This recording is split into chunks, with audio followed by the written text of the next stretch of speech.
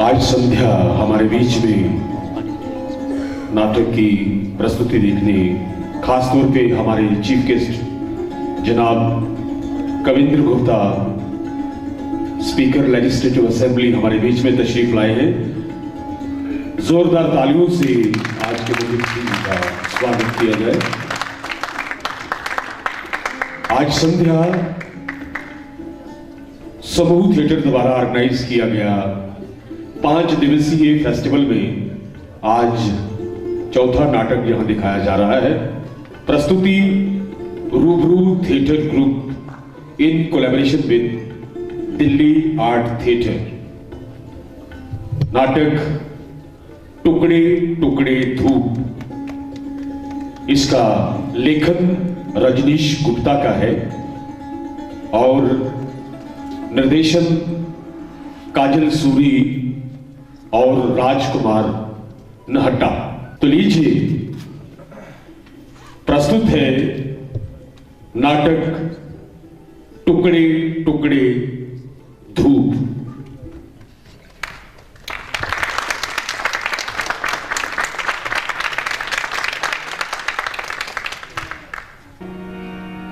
आवे माधी सानू प्यारा लगना है,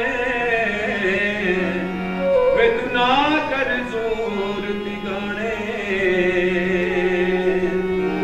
नगे पिंडे मैं कुछ मुका मारे, मेरे रोंदे नैन निमाणे। जिन्निया तन मेरे तेरे एक लगे ते तू जाने, गुलाम फरीद दिलों थे दे। जिथे अगला कदर भी जाने, जिथे अगला कदर भी जाने, जिथे अगला कदर भी जाने।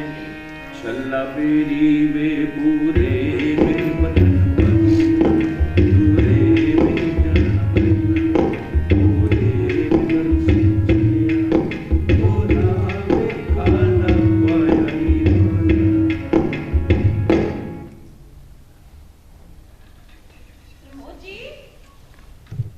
प्रमोद जी, पता नहीं कहाँ चले गए, इतनी रात हो गई है।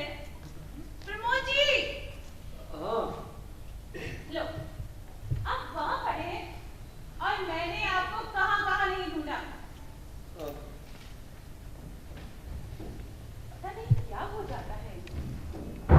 राजू के आने की खुशी में इधर से उधर भागते फिर रही हूँ, अपनी सेहत का भी ध्यान नहीं रखती। आधी रात को बालकनी में जाकर बैठ गए।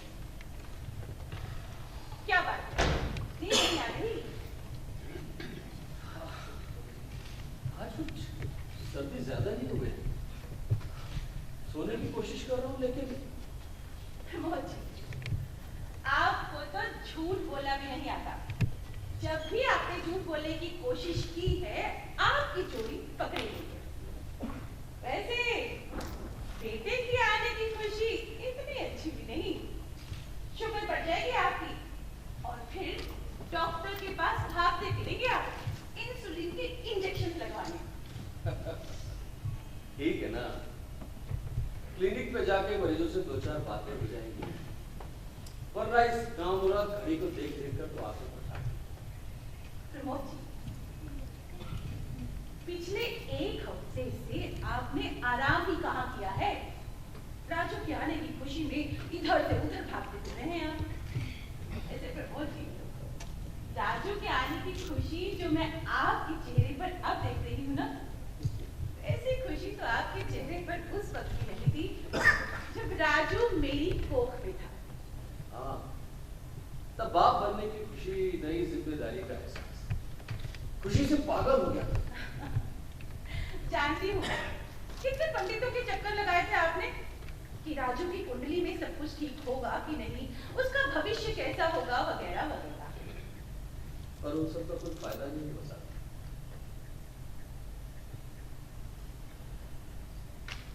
क्यों?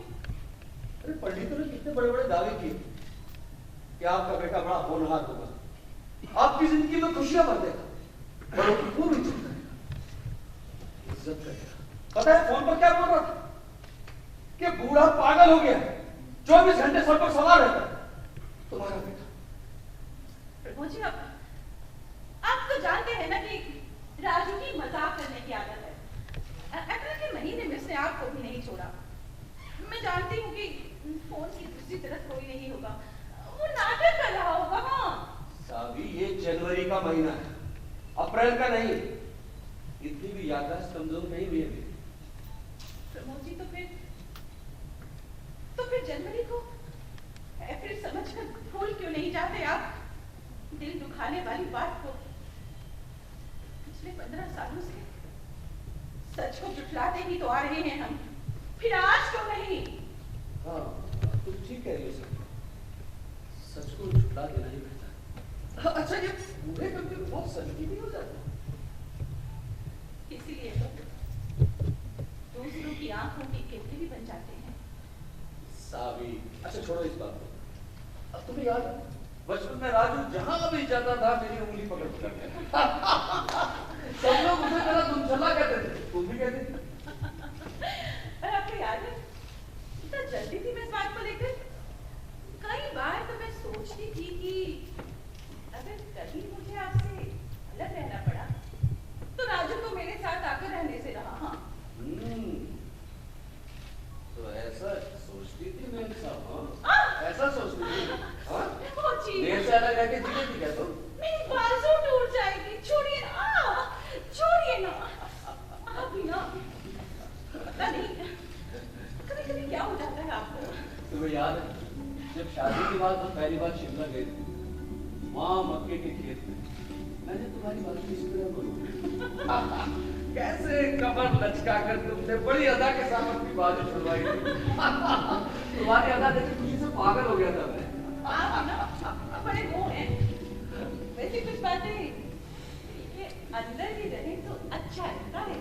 देखो सावी, ऐसा है, पहले तो मुझे शक था, लेकिन अब यकीन ये वो है कौन? शादी के बाद से सुन रहा हूँ आप बड़े वो है, आप बड़े वो है, ये वो है कौन?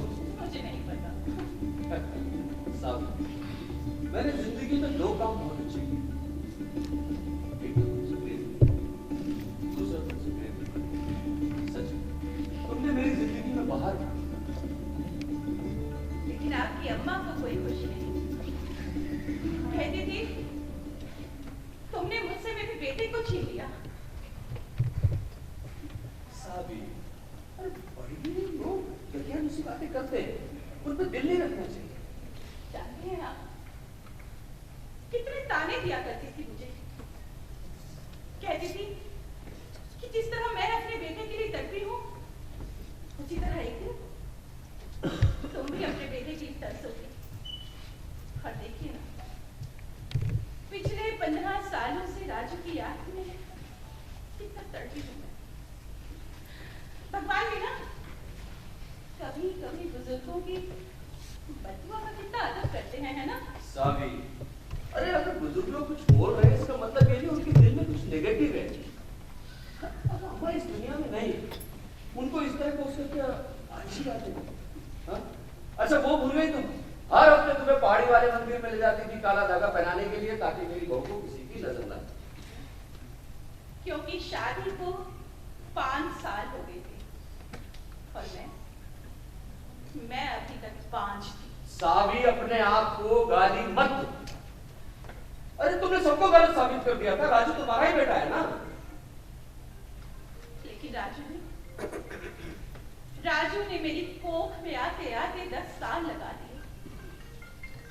जानते हैं मोहल्ले की औरतें कैसे कैसे ताने दिया करती थी मुझे। और जब मैं वहां मोहल्ले में बच्चों को खेलते देखती थी ना तो मेरा मन ममता से भर जाता था। और आपकी अम्मा ने तो नदी में डूबने की सलाह भी दे डाली। और जब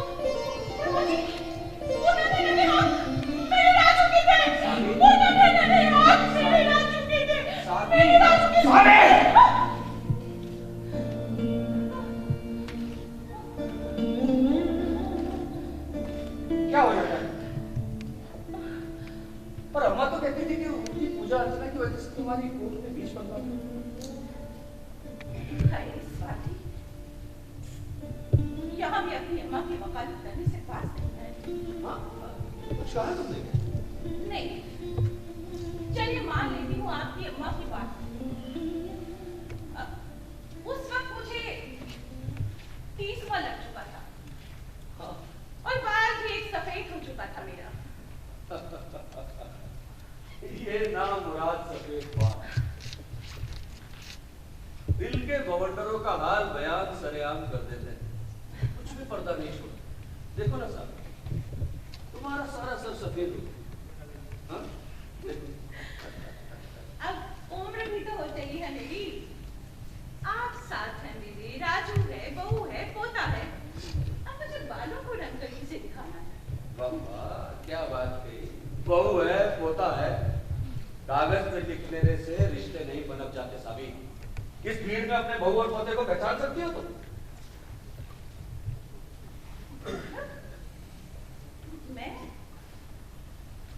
मैं अपने पोते को नहीं पहचानूंगी। अरे राजू जैसा तो होगा मेरा पोता। पता नहीं कभी कभी आपको क्या हो जाता है। Sabi, I am sorry, really मेरा ये मकसद नहीं था।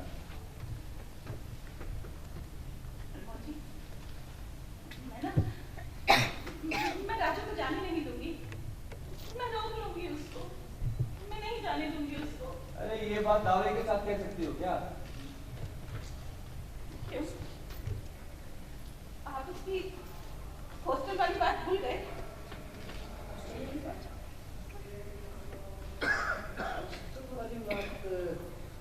मेरी याददाश्त कुछ कमजोर हो गई इस साल। तुम बताओ ना क्या बात है?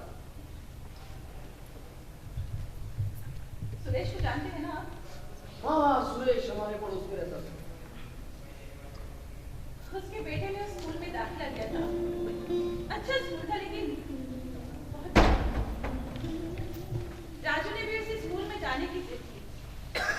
हम दोनों को उसकी जिद के आगे झुकना पड़ा। जब 1 महीने के बाद राजू घर लौट कर आया। राजू, मेरा बच्चा, इतना कमजोर हो गया तू वहां कुछ खाता नहीं था क्या? तेरी कमर कैसे खिंचक गई है? मेरा बच्चा, देख अब मैं तेरी कोई जिद नहीं मानने वाली। तू नहीं जाएगा उस हॉस्टल में। मैंने कह दिया ना, इतना कमजोर हो गया मेरा बच्चा। मैंने कह दिया राजू, तू नहीं जाएगा।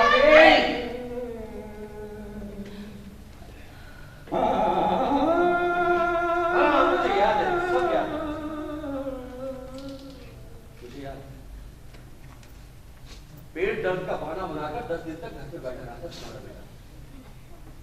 और जब मैं उसे शहर के स्कूल छोड़ने जा रहा था तो मुझसे नजरें चुराकर कंधों से अपने आंसू पहुंच रहा था। मैंने मेटाडोर की शीशे से देखा था। उस वक्त राजू बहुत छोटा था, कुछ जानता ही नहीं था, कुछ समझता ही नहीं था वो। हाँ, लेकिन तुमने अपनी ममता के चक्कर में पड़कर उसके साथ बहुत अन्याय किया है साहब। अन्याय? कैसा अन्याय? पूरे शहर में फर्स्ट आया था हमारा बच्चा। मिठाई तो आपने बंटवाई थी, भूल गया? हाँ बंटवाई, लेकिन मेरी खुशी उसकी आंखों के सूनेपन को नहीं कर पाई। अगर हॉस्टल में होता आज बहुत बड़ा साइंटिस्ट होता हमारा बेटा। लेकिन प्रमोद जी, इंजीनियर बनना भी कोई कम खुशी की बात नहीं है। वो तो हमसे जल्दी से जल्दी पीछा छुड़ाना चाहता था, इसलिए उसने इंजीनियर बनना ही बेहतर समझा।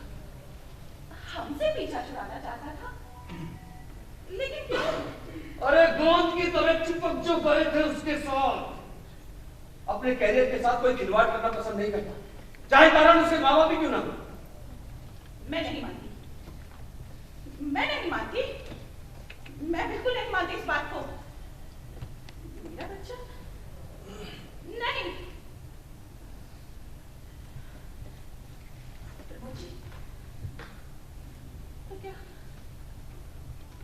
तो क्या राजू इसीलिए हमें छोड़कर वहां विदेश चला गया? हाँ, इसीलिए चला गया और 15 साल बाद इस घर में लौटा है। और बदमाश? बदमाश किससे होगा? राम ने या कौशल्या ने? वनवास तो राम ही काटते हैं साहब, और दशरथ? लेकिन भी कौशल्या।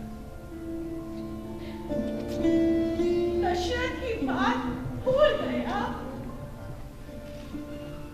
बदमाश भोगते भोगते वो तो अपना शरीर ही त्याग बैठे। यहाँ बात माँ की ममता की हो रही है साहब। कभी कभी ना आप ही कमजोर पड़ जाए कीजिए। कहते हैं ना, वो कहते हैं ना, रो लेने से दिल का बोझ हल्का हो जाता है।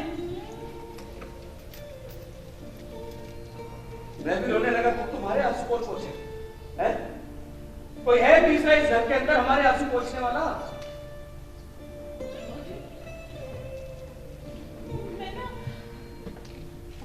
मैं राजू को नहीं जाने दूंगी। मैं माफी मांग लूंगी उससे। माफी? किस बात की माफी मांगोगे? उसे पैदा करके तुमने कोई गुनाह किया है क्या? अपनी ममता का जहर जो उसे पिलाया मैंने। अरे नहीं साबी नहीं, उसे आदत पड़ चुकी है इन सब। विदेश में है, गोरी लड़की से शादी करती है, हमें जलाने के लिए नहीं, माँ की चकाचौंध से मोहित हो उठा है।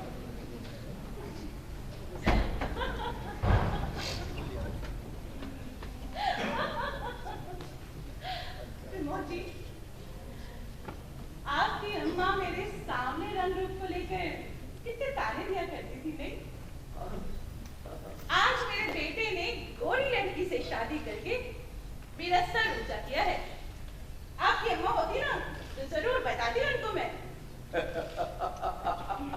अरे पगली, ये सोच तेरा बेटा तेरी बहू को लेकर यहाँ नहीं आ गया, वरना अम्मा की जगह तेरे रंग रूप पे वो कीचड़ उछाल देती। बेअदबी नहीं होती। हाँ, याद है तुझे? जब पहली बार तेरी फोटो मेरी बहू ने देखी तो उसने राजू से क्या कहा? उसने राजू से कहा कि तुम्हारी माँ क्या साउथ अफ्रीका की है? किसी किसी कड़े मुंह से बात नहीं है। राजू हमारा बेटा है, हमसे मजाक नहीं करेगा तो किससे करेगा? वैसे प्रमोद जी, आपको याद है कि राजू को हम बचपन में हाथी कहकर चिढ़ाया करते थे? हाँ, ऐसे चलता था। हाँ, कितना गोल मटोल था वो, है ना? अब अगर आज हमारा बच्चा हमसे मजाक कर रहा है तो क्या हो गया? हाँ, तो करे ना। हमने कब मना किया?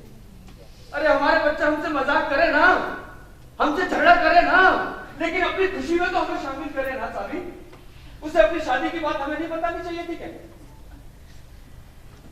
प्रमोद जी, वहाँ विदेशों में ऐसा ही होता है। वहाँ यहाँ की तरह शादी पर इतना खर्चा, इतना तामझाम नहीं होता। वहाँ ना कागज के टुकड़े पर साइन कर लेने से ही जिंदगी भर के लिए कमिटमेंट हो जाती है। और वो कागज के टुकड़े बहुत जल्दी फट भी जाते हैं। आप राजू के पीछे हाथ धोकर क्यों पड़ गए हैं? बताई तो कि उसने अपनी शादी की खबर हमें फोन पर। हाँ, बताई थी पूरे 3 महीने बाद। शादी भी करी है या पता नहीं, सब कुछ ऐसा ही बेटा है वो आपका, बाप है आप उसके। क्या उसके लिए ऐसी बातें करना यही आपका फर्ज है? बस 15 साल से अपने माँ बाप को फिर करके मरने के लिए छोड़ दिया। उन माँ बाप को जो उसकी शादी का सपना सजो सजो कर बुढ़ा, और शादी की खबर बताना भी तब जब डॉक्टर ने उसे बता दिया कि वो बाप बनने वाला है। मोची, बस कीजिए, बस कीजिए। वहाँ राजू कमरे में सो रहा है, उसको बुरा लग सकता है। नशा करके आया तुम्हारा बेटा, थोड़े बेच कर सो रहा है, कुछ पता नहीं। ये बात आप कैसे कह सकते हैं? अरे 7 दिनों से लगातार देख रहा हूं उसके सिराने एक नई बोतल रखी होती है शराब की। ये वहां का रिवाज है। हा? क्या नशा करना? वहां की आम बात है। कहते हैं ना, थोड़ा नशा करने से शरीर हल्का हो जाता है। साबी, ये बात तुम मुझसे कह रही हो? तुमने मुझसे प्रेम इसलिए किया था क्योंकि मैं कोई नशा नहीं करता था। मुझे ये बात मैं बच्चों के लिए कह रही हूँ। तब में और अब में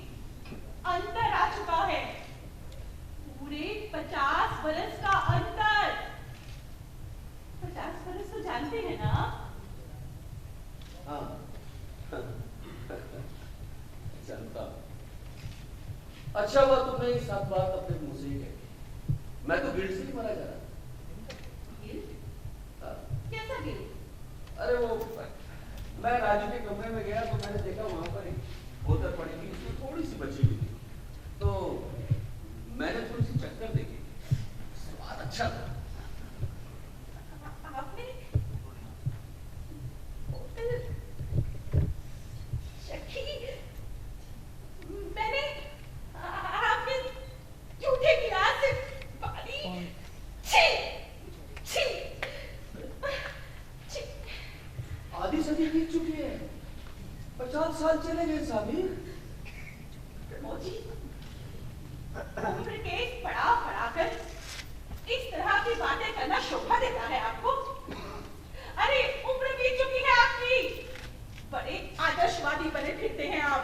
साबी ये आदर्श की बात मत कर, ये आदर्शवादी तो एक खोखलापन है।